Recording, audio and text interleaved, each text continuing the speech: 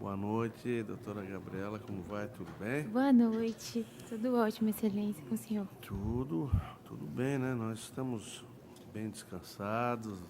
Você sim, né? Só a tarde inteira vendo Netflix. Seja bem-vinda, né? A última candidata dessa Obrigada, excelência. maratona, né? Tá o dia inteiro lá, mas por uma grande causa. Então, tenha muito boa sorte, vai dar tudo certo, mantenha calma. Fala pessoal, dando prosseguimento, nós vamos reagir às provas de direito constitucional, ambiental, eleitoral e direitos humanos e cidadania da minha ex-aluna Gabriela Soto, aprovada no concurso do Ministério Público de Santa Catarina, no 43º concurso de promotor de justiça. Ela foi a terceira maior nota da prova oral. Eu sou o Marco Dominoni e eu te ajudo a passar nos concursos jurídicos, ainda que você tenha pouco tempo para se dedicar aos teus estudos. Se você gostar desse vídeo, segue o meu perfil, assina o nosso canal para não perder nenhum vídeo que a gente posta aqui nas nossas redes sociais todos os dias. E não deixa de dar o seu joinha para que mais pessoas tenham acesso a esse vídeo aqui pelo YouTube. Sem maiores delongas, vamos direto para a prova de direito constitucional. Boa noite, Gabriela. Boa noite, excelência. Eu vou fazer pergunta para você de direito constitucional, direito ambiental e direito eleitoral, ok? Perfeito. Eu vou começar com direito constitucional. A quem compete legislar sobre a responsabilidade por dano ao meio ambiente?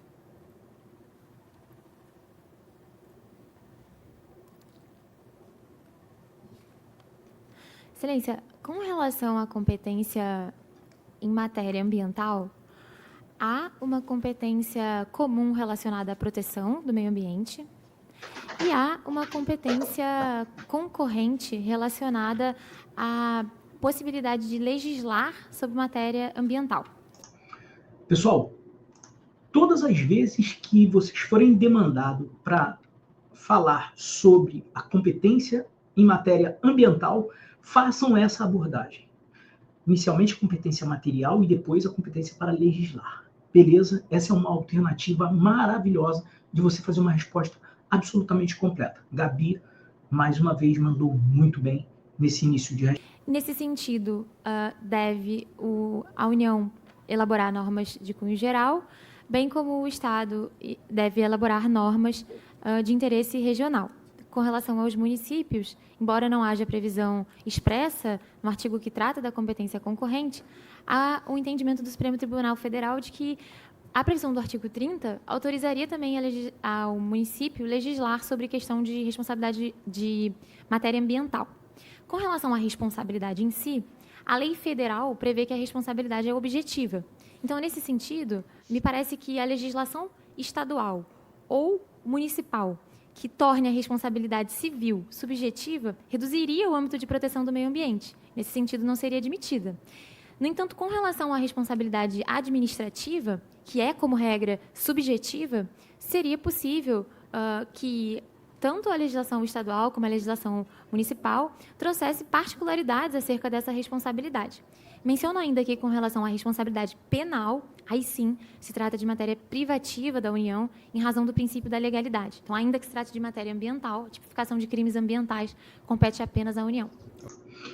Pessoal, o tema responsabilidade civil, eu já falei mais de uma vez, eu vou repetir para vocês, é daqueles temas que nós não podemos negligenciar na preparação para concursos jurídicos, especialmente nos concursos de juiz, defensor e promotor de justiça. Por quê? Porque ele é um tema transversal, é um tema que pode cair em direito civil, pode cair em direito ambiental, pode cair em direito administrativo, enfim. É daqueles temas que a gente precisa estudar profundamente. Beleza? Qual o objeto da ação declaratória de constitucionalidade e se lei ou ato normativo estadual pode ser objeto dessa ação declaratória de constitucionalidade? Excelência, não pode ser objeto. E a ação declaratória de constitucionalidade equivale ao contrário da ação direta de inconstitucionalidade. A doutrina afirma que são ações com sinais trocados. Mas muito se questionou na doutrina, quando da inserção da ação declaratória de constitucionalidade no ordenamento jurídico brasileiro, qual seria o seu objetivo, já que já haveria a ação direta de inconstitucionalidade. E a doutrina entendeu que o objetivo é tornar uma presunção relativa de constitucionalidade em uma presunção absoluta.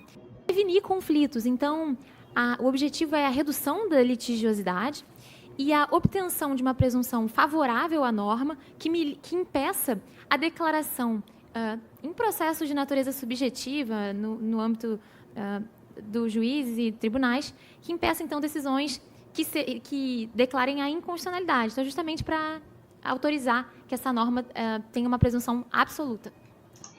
Aqui, outro tema fundamental na preparação de qualquer um. No direito constitucional, controle de constitucionalidade, juntamente com direitos fundamentais, respondem pela imensa maioria das questões, sejam nas provas objetivas, sejam nas provas discursivas, sejam nas provas orais.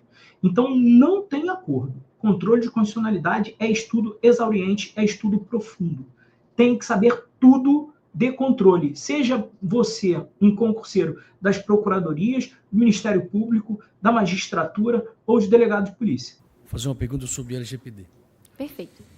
Caso você vá colher um termo de declarações e, portanto, vá qualificar essa pessoa que irá depor, você colheria a máxima quantidade de dados pessoais possíveis, nome, CPF, estado civil, endereço, telefone, filiação, pois, eventualmente, esses dados poderão ser úteis no futuro?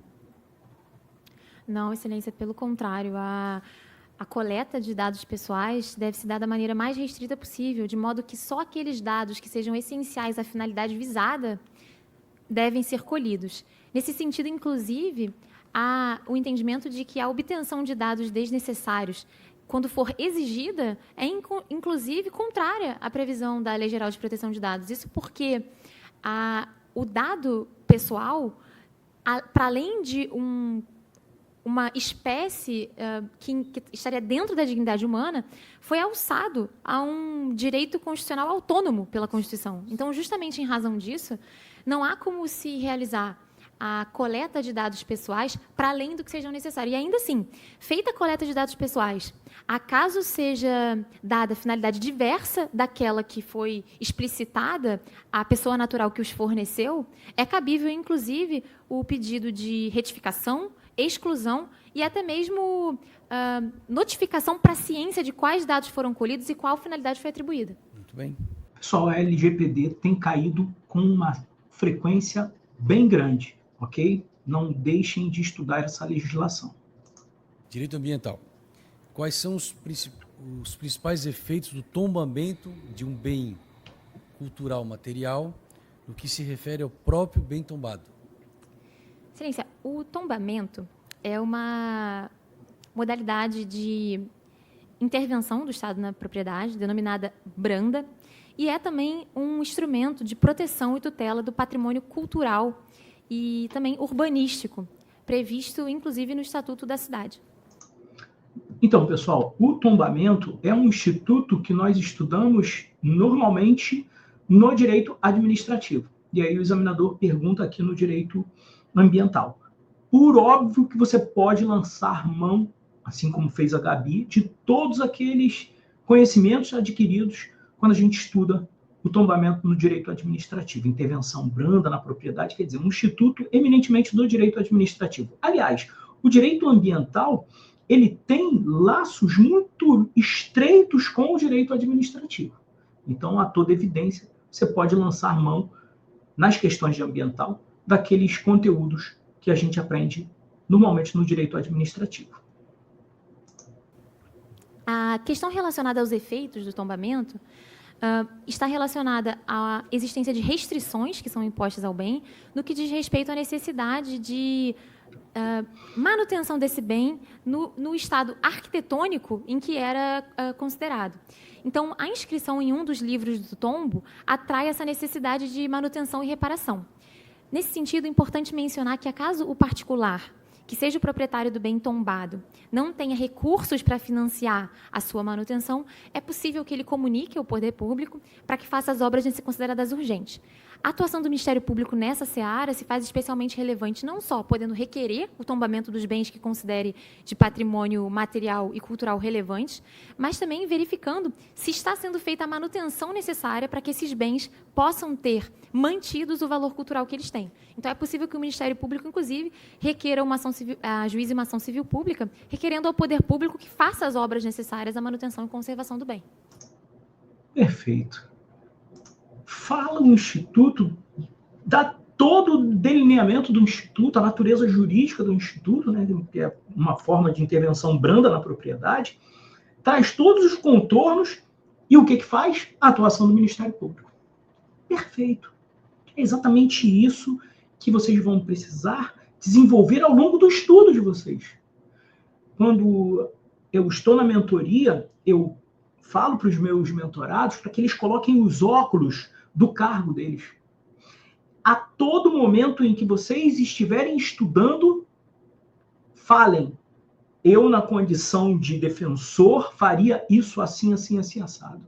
Eu, na condição de promotor, faria assim, assim, assim. Na condição de procurador, agiria dessa forma. Como juiz, eu decidiria nesse sentido.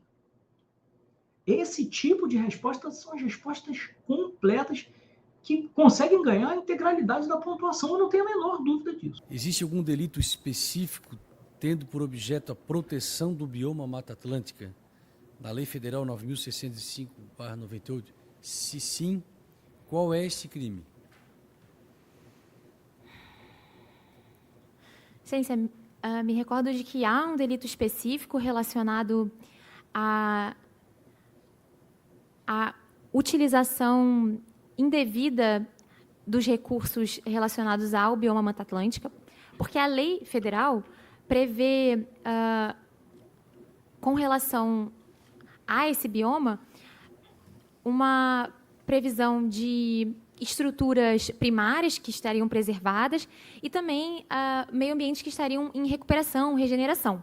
E, com relação a isso, a secundária se divide em inicial, intermediária, e aí, quando a utilização dada não respeita justamente essa classificação que é dada com relação ao âmbito da reparação e tudo mais, há uma previsão de um tipo penal expresso.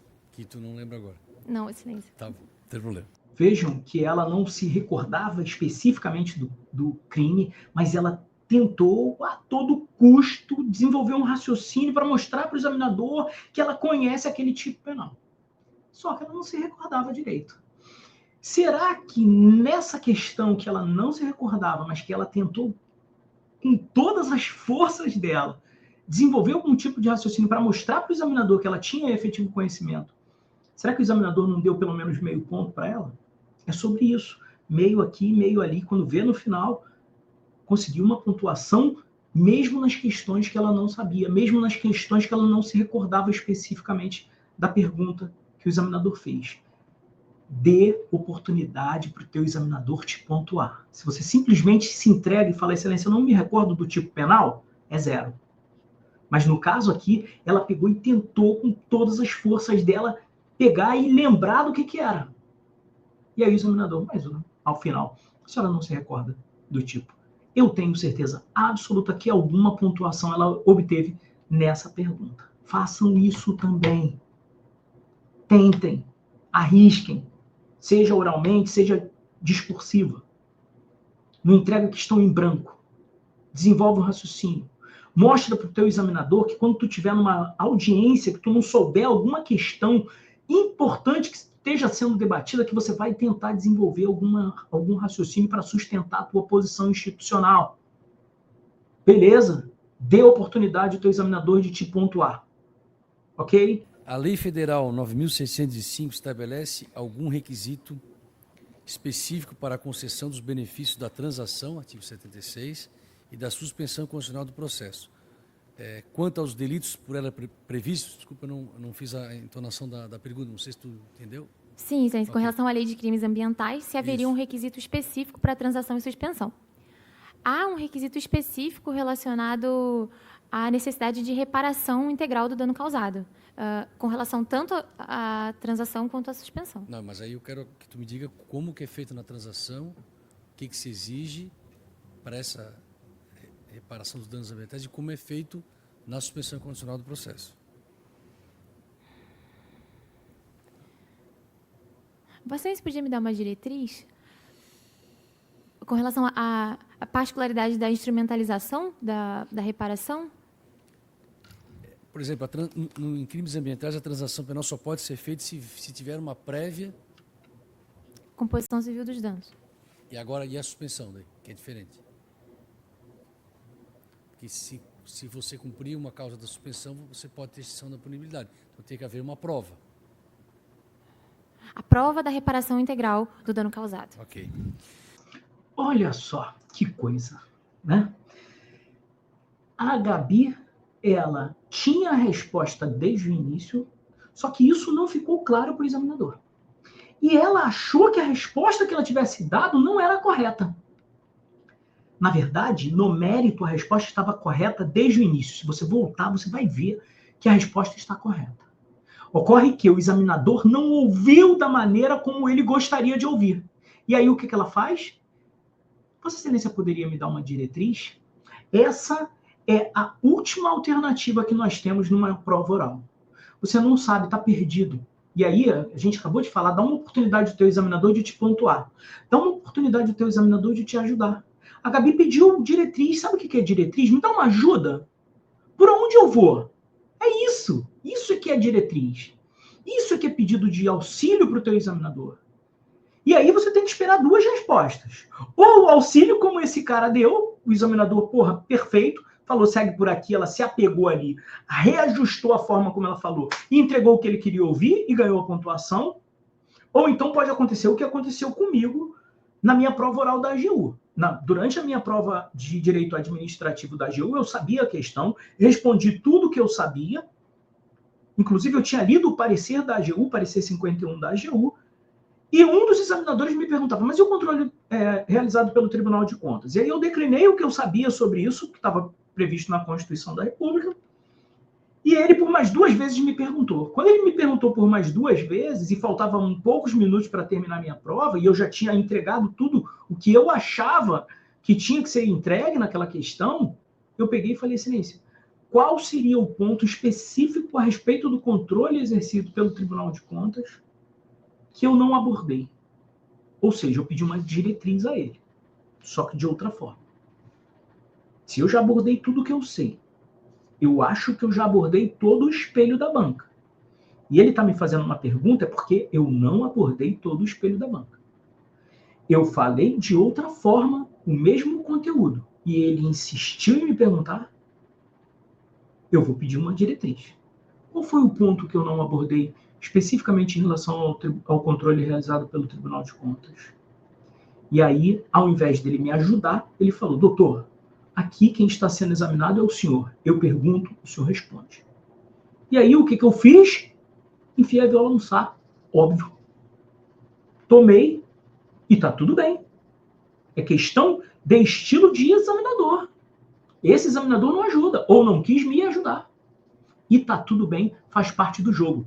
Lembrando que eu já tinha tentado responder 3 vezes e não cheguei onde ele queria. Então eu estava perdido nesse ponto. Tanto estava perdido que essa banca de direito administrativo da AGU valia 25 pontos, eu tirei 24,8. Ou seja, eu não acertei esse ponto e ele me tirou 0,2. Compreenderam? Pedido de auxílio, diretriz, em último caso. A Gabi tinha certeza que ela tinha entregado para o examinador o conteúdo que ele queria. Ele não ouviu da forma como ele gostaria de ouvir. Seccionado. Para ele tem diferença, para mim não há diferença. Mas ela pegou e pediu uma diretriz, ele deu e ela pontuou integralmente. É assim que a gente faz na hora da prova. Beleza? Vamos prosseguir. Quais as hipóteses previstas pelo Código Florestal para a intervenção ou supressão de vegetação em áreas de preservação permanente? Excelência, há uma hipótese relacionada ao interesse público, há também hipótese relacionada ao interesse social, especialmente no que diz respeito a populações especialmente vulneráveis. Há uma terceira hipótese que eu não me recordo, Excelência. São 3 hipóteses de intervenção. Ok. Vou fazer uma pergunta sobre REURB. Perfeito. Okay? Quais são os institutos jurídicos destinados a garantir a titulação dos interesses no âmbito da REURB? Ciência, a REURB prevê expressamente diversos instrumentos de regularização da posse da propriedade. Nesse sentido, me recordo da legitimação fundiária, da legitimação da posse, da concessão de direito real de uso, da uso capião coletiva. Ciência, me recordo de que há um rol extenso. Consegue lembrar de mais um?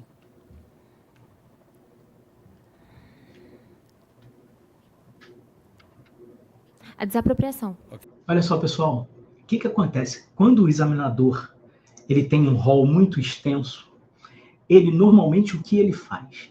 Ele faz, se me mencionar 2 desses 10 itens, eu dou meio ponto. Se mencionar 4, eu dou 0,75. Se mencionar 6, eu dou 100.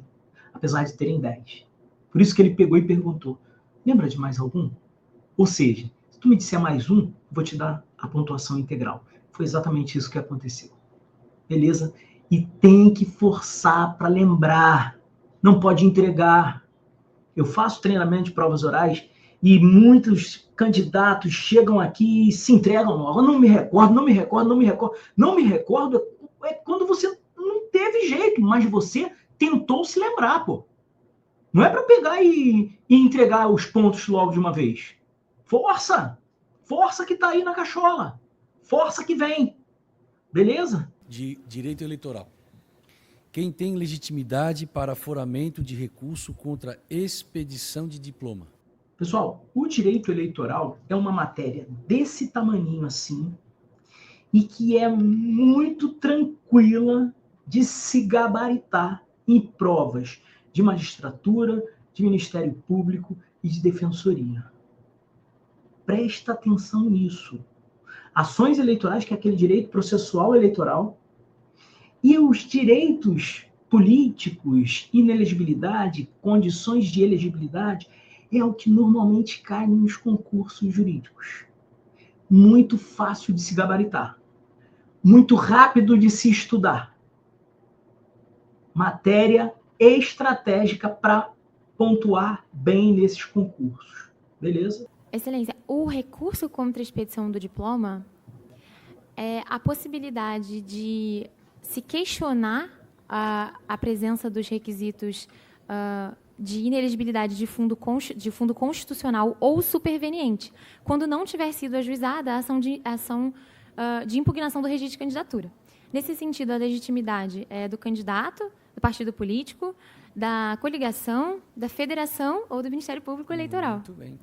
A última pergunta. Mencione agentes públicos eventualmente dispensados do prazo mínimo de filiação partidária de 6 meses antes da data da eleição. Os que têm vedação, pô. Membros do Ministério Público, magistratura. Não vai lembrar, meu Deus. Não me recordo de nenhuma outra hipótese, mas com relação aos militares, há previsão expressa de que não é necessário, e essa, inclusive, é uma previsão cuja reforma se pretende, em razão justamente de ser uma norma que viola a isonomia com relação a outros servidores públicos. Ok. Obrigado, estou satisfeito. Passo a palavra à doutora Carolina. Obrigada, Excelência. Muito obrigada. Boa noite, doutora Gabriela. Boa Seja noite, muito bem-vinda. doutora Caroline. Vamos conversar sobre direitos humanos e cidadania, direito administrativo, tributário e financeiro. Começando. A gente só vai ver agora direitos humanos e cidadania, tá? Administrativo, tributário e financeiro vai ficar para outro vídeo. Começando por direitos humanos e mais especificamente na área de fundações. Gostaria que a doutora me citasse 3 distinções entre fundação privada e associação. Esse tema de fundações para o Ministério Público é muito importante, ok? A pergunta dela foi absolutamente tranquila, uma pergunta de Direito Civil 1 da faculdade, né? Então, assim, é bem tranquila. Mas o tema fundações é muito caro para aqueles que estão focando aí os estudos no cargo de promotor de justiça, porque os membros do Ministério Público têm a curadoria ou promotoria das fundações públicas de direito público, ok?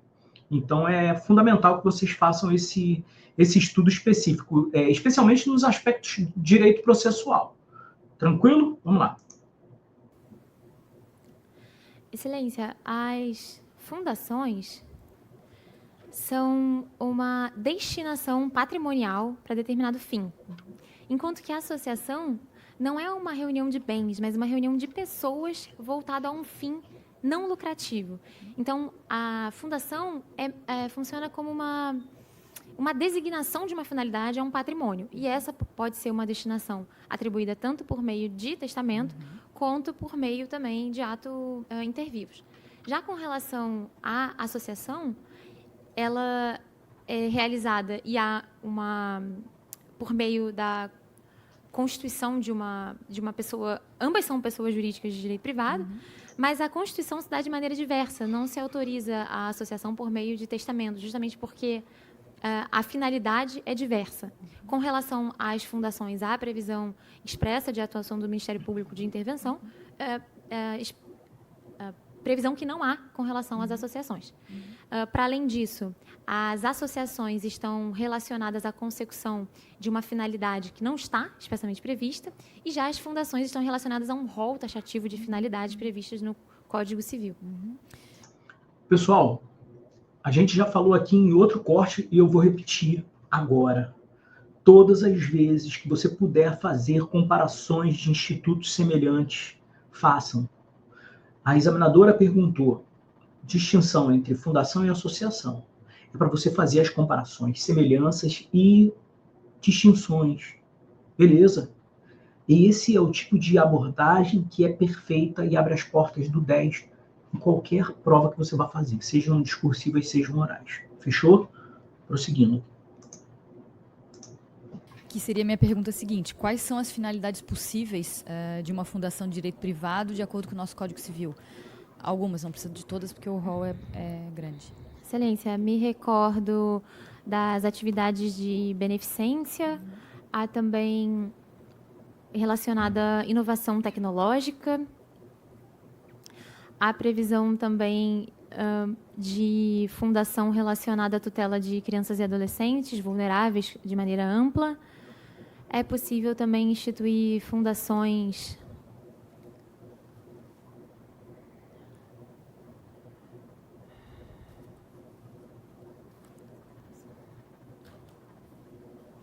para fins educacionais e também relacionadas à prestação de saúde, de serviços de saúde. Bem, Código Civil na veia, né? Independentemente da finalidade eleita para a fundação, e em qualquer delas que seja, quais são as características que essa finalidade, esses fins fundacionais devem ter? Devem ser lícitos. Além disso, deve ter havido uma dotação suficiente para a consecução da finalidade prevista.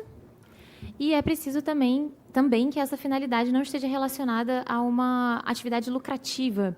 Então, a diferença entre as fundações e as sociedades é justamente essa. A fundação, nesse sentido, se assemelha à associação no sentido de que não deve visar a obtenção do lucro. A respeito agora das organizações da sociedade civil de interesse público, as OCIP, quem é parte legítima para requerer judicial ou administrativamente a perda da qualificação da entidade beneficente qualificada como OCIP? Excelência, o Ministério Público, além dele, o ente que tenha sido responsável pelo credenciamento ou pela caracterização, também, nesse caso, é dispensado porque essa exclusão pode ser feita administrativamente, com relação ao ente que tenha realizado a vinculação. Vislumbra a possibilidade do Ministério Público ou ainda de um eventual particular lesado e que qualquer interessado que demonstre a existência de fraude. Menciono ainda com relação às OCIPs que o instrumento utilizado por elas para a realização da colaboração com o poder público é o termo de parceria. Entrando agora nas questões de enfrentamento ao preconceito e promoção de igualdade, o que seria o fenômeno da interseccionalidade? Excelência, interseccionalidade é um fenômeno estudado pelos direitos humanos mais recentemente e que diz respeito ao caso concreto em que haja mais de uma vulnerabilidade aplicável a uma mesma situação. A título de ilustração, é o caso em que haja uma criança, mulher, pessoa com deficiência. Então, a interseccionalidade é justamente essa existência de causas que se complementam e criam uma denominada vulnerabilidade agravada para o indivíduo. Com relação a esse tema, a Corte Interamericana de Direitos Humanos julgou o caso Gonzalez-Louis, em que uma criança HIV positivo teve negado o direito à educação, inclusive foi contaminada com HIV por um hospital público. E, nesse caso, a Corte Interamericana de Direitos Humanos mencionou expressamente que haveria justamente uma interseccionalidade que tornaria essa criança uma hipervulnerável, a partir desse conceito de vulnerabilidade agravada. Muito bem. Perfeito, gente. Esse tema é um tema que, a cada dia que passa, está mais na ordem do dia para ser cobrado em concursos jurídicos, né? Cobrança nesse 43º concurso do Ministério Público de Santa Catarina, ato contínuo, veio o 44º concurso do Ministério Público de Santa Catarina, e eu tive 8 alunos aprovados nesse concurso, e essa matéria também veio forte na magistratura de São Paulo, no Tribunal de Justiça de São Paulo, em que eu tive 5 alunos aprovados no cargo de juiz de direito, inclusive a Gabriela, que está aí, saiu do Ministério Público de Santa Catarina para ser juíza de direito, e ela hoje é juíza de direito no estado de São Paulo. Hipervulnerabilidade dentro dos direitos humanos, ao lado do direito antidiscriminatório, são temas que estão na ordem do dia. Por óbvio que esses temas são muito caros também aos concursos de defensoria pública. Perfeito? Vamos prosseguir. Como o Estatuto da Liberdade Religiosa em Santa Catarina define a intolerância religiosa? Isso é um outro ponto muito marcante no concurso do Ministério Público de Santa Catarina. Cai o direito local com muita ênfase. Beleza? Lá eles têm, por exemplo, um Estatuto de Proteção aos Animais. Tá? Então, assim, e é cobrado, tá, gente? É cobrado. Então, e cai tanto nas provas objetivas quanto nas discursivas e nas orais também. Fiquem atentos. Perfeito? A intolerância religiosa é definida como todo ato que viole a livre expressão da religiosidade do outro. E com relação à livre expressão da religião, se entende não só a liberdade de culto, mas também a liberdade de expressar a sua fé, no sentido de, por exemplo, o católico utilizar um crucifixo, até mesmo os instrumentos relacionados àquela fé. Então, não se tutela apenas o direito... A intolerância religiosa não está relacionada apenas ao culto, mas também ao preconceito relacionado às religiões de matriz africana, e tudo aquilo que impossibilite o livre exercício da religiosidade como um fenômeno amplo. Então, não só culto, mas também a possibilidade de professar a sua fé no seu íntimo.